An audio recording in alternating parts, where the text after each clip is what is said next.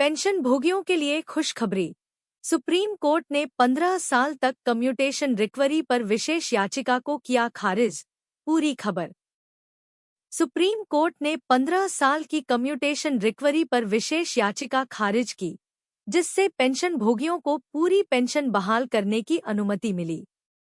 यह निर्णय उन पेंशन भोगियों के लिए बड़ी राहत है जिन्होंने अग्रिम पेंशन ली थी। हाल ही में सुप्रीम कोर्ट ने एक महत्वपूर्ण फैसले में 15 साल की कम्यूटेशन रिकवरी को चुनौती देने वाली विशेष याचिका को खारिज कर दिया है, जिससे देश भर के पेंशन भोगियों को बड़ी राहत मिली है। यह फैसला उन पेंशन भोगियों के लिए विशेष रूप से राहतकारी है जिन्होंने अपनी पेंशन का एक हिस्सा अग्रिम में लिया था और अब 15 साल की अवधि पूरी होने के बाद अपनी पूरी पेंशन पुनः प्राप्त कर सकेंगे। क्या है कम्यूटेशन रिकवरी? कम्यूटेशन रिकवरी का मतलब है कि पेंशन भोगी अपनी पेंशन का एक हिस्सा एकमुश्त राशि के रूप में अग्रिम में प्राप्त करते हैं। इसके बदले में उन्हें 15 साल तक कम पेंशन मिलती है और इसके बाद उनकी पूरी पेंशन बहाल हो जाती है। सुप्रीम कोर्ट के इस फैसले के बाद पेंशन भोगियों को यह आश्वासन मिला है कि 15 साल की अवधि के बाद उनकी पूरी पेंशन फिर से शुरू हो जाएगी। कोर्ट के फैसले के बाद का प्रभाव। यह फैसला उन पेंशन भोगियों के लिए भी राहत लेकर आया है जो मानते थे कि 15 साल की अवधि से पहले ही उनके द्वारा ली गई अग्रिम पेंशन राशि वसूल की जा चुकी है। कई पेंशन भोगियों ने अदालत में यह दावा किया था कि उनकी पूरी राशि पहले ही वसूल हो चुकी है, फिर भी उनसे पेंशन की कटौती जारी थी। सुप्रीम कोर्ट का यह निर्णय इस मुद्दे को समाप्त करता है और पेंशन भोगियों को न्याय। कम्यूटेशन अवधि को कम करने की मांग। हालांकि सुप्रीम कोर्ट ने 15 साल की अवधि की याचिका को खारिज कर दिया, कुछ राज्य सरकारों ने इसे घटाकर 12 से 13 साल करने की पहल की है। पंजाब और हरियाणा हाईकोर्ट ने भी एक मामले में 12 साल बाद कम्यूटेशन की बहाली का आदेश दिया है, जिससे पेंशन भोगियों को अतिरिक्त वित्तीय राहत मिलने की संभावना है।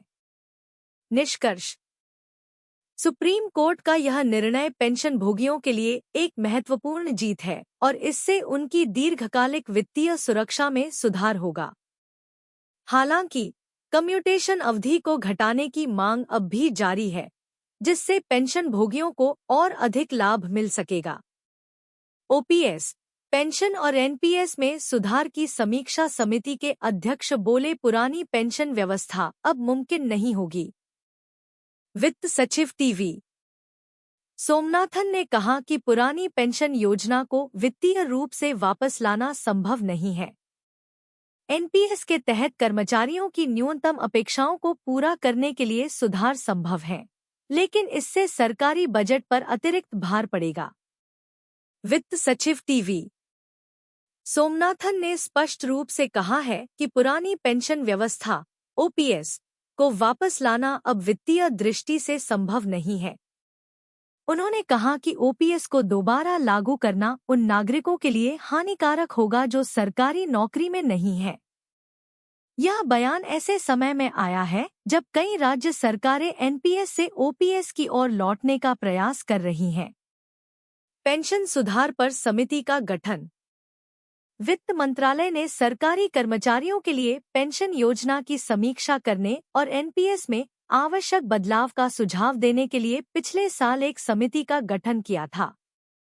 इस समिति का नेतृत्व वित्त सचिव टीवी सोमनाथन कर रहे हैं। समिति के गठन का मुख्य उद्देश्य पेंशन योजना में सुधार लाना और सरकारी कर्मचारियों की पेंशन को सुरक्षित और अधिक लाभदायक बनाना है। कर्मचारियों की हैं ये चिंताएं। समिति के समक्ष सरकारी कर्मचारियों ने 3 मुख्य चिंताएं रखी हैं। एनपीएस की अस्थिरता। कर्मचारियों का कहना है कि एनपीएस शेयर बाजार से जुड़ा है, जिससे उन्हें उतार चढ़ाव का सामना करना पड़ता है। वे चाहते हैं कि पेंशन की राशि सुनिश्चित हो ताकि उन्हें भविष्य में आर्थिक असुरक्षा का सामना न करना पड़े। महंगाई भत्ते की व्यवस्था। सरकारी कर्मचारी चाहते हैं कि उनकी पेंशन में महंगाई भत्ता जोड़ा जाए ताकि पेंशन की राशि महंगाई के अनुसार समायोजित हो सके और उनकी जीवन शैली पर नकारात्मक प्रभाव न पड़े। न्यूनतम पेंशन।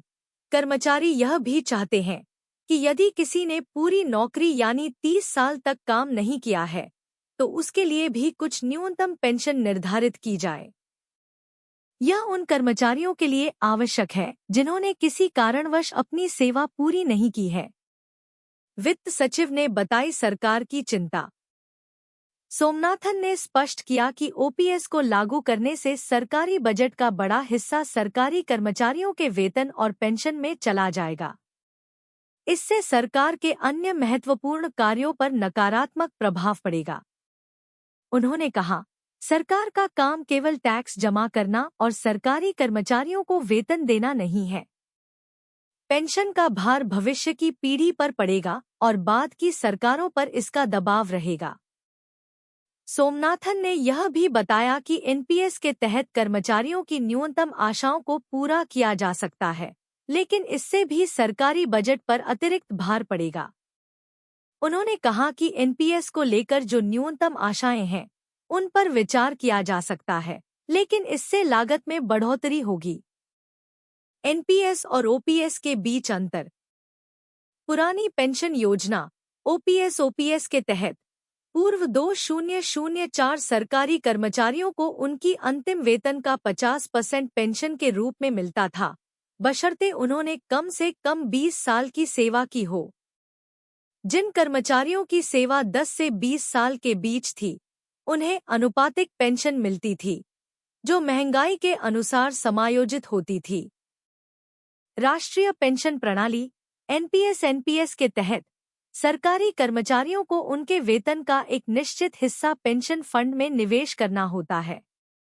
इसमें से कम 40% का निवेश एन्युटीज में किया जाता है ताकि मासिक पेंशन उत्पन्न हो सके।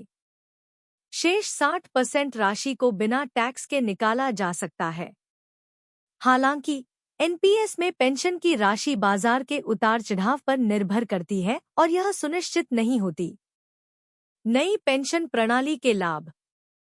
वित्त सचिव ने नई पेंशन प्रणाली को नागरिकों के लिए निवेश के लिए स्वतंत्रता प्रदान करने के नजरिए से देखा है। अब नागरिक खुद निर्णय ले सकते हैं कि वे कहां निवेश करना चाहते हैं और विभिन्न वित्तीय संस्थान उन्हें बेहतर रिटर्न का विकल्प प्रदान करेंगे। उन्होंने कहा कि नई कर प्रणाली को भी इसी सोच के तहत डिजाइन किया गया है, जिससे नागरिकों को अधिक स्वतंत्रता मिलेगी और वे अपने वित्तीय लक्ष्यों को आसानी से प्राप्त कर सकेंगे। समिति के सुझाव और संभावित सुधार। समिति ने सुझाव दिया है कि एनपीएस के तहत कर्मचारियों के लिए 50% तक की गारंटीकृत पेंशन राशि सुनिश्चित की जाए। यह प्रस्ताव एनपीएस को अधिक लाभदायक और सुरक्षित बनाने के लिए है। समिति ने एनपीएस को लेकर आंध्र प्रदेश के मॉडल का अध्ययन किया, जिसमें गारंटीकृत पेंशन प्रणाली एप्स लागू की गई है। इस मॉडल के तहत यदि एन्युटी की राशि कम होती है तो सरकार उस कमी को पूरा करती है, जिससे कर्मचारियों को उनकी अंतिम वेतन का 50% पेंशन मिल सके। सरकार की चुनौतियां और संभावनाएं। वित्त सचिव ने यह भी बताया कि पुरानी पेंशन योजना को वापस लाना वित्तीय दृष्टि से संभव नहीं है, लेकिन एनपीएस के तहत कुछ सुधार किए जा सकते हैं। उन्होंने कहा कि एनपीएस को लेकर कर्मचारियों की न्यूनतम आशाओं को पूरा करने के लिए कुछ कदम उठाए जा सकते हैं, लेकिन इसके लिए सरकार को वित्तीय बोझ उठाना पड़ेगा। वित्त सचिव टीवी सोमनाथन के बयान ने स्पष्ट कर दिया है कि पुरानी पेंशन योजना को वापस लाना संभव नहीं है। हालांकि सरकार एनपीएस के तहत कर्मचारियों की न्यूनतम आशाओं को पूरा करने के लिए कदम उठा सकती है। समिति के सुझावों पर विचार करने के बाद सरकार अंतिम निर्णय लेगी। सरकार की प्राथमिकता यह सुनिश्चित करना है कि पेंशन प्रणाली न केवल वित्तीय रूप से स्थिर हो, बल्कि कर्मचारियों के भविष्य को भी सुरक्षित रखे। इसके लिए आवश्यक है कि सरकार एनपीएस को और अधिक लाभदायक और सुरक्षित बनाने के लिए सुधार करे, जिससे सरकारी कर्मचारियों को भविष्य में किसी भी प्रकार की आर्थिक असुरक्षा का सामना न करना पड़े। समिति के सुझावों और सरकार के कदमों का आगामी समय में कैसा प्रभाव पड़ेगा, यह देखना दिलचस्प होगा। कर्मचारी समुदाय के हितों को ध्यान में रखते हुए सरकार को संतुलित और व्यावहारिक निर्णय लेना होगा।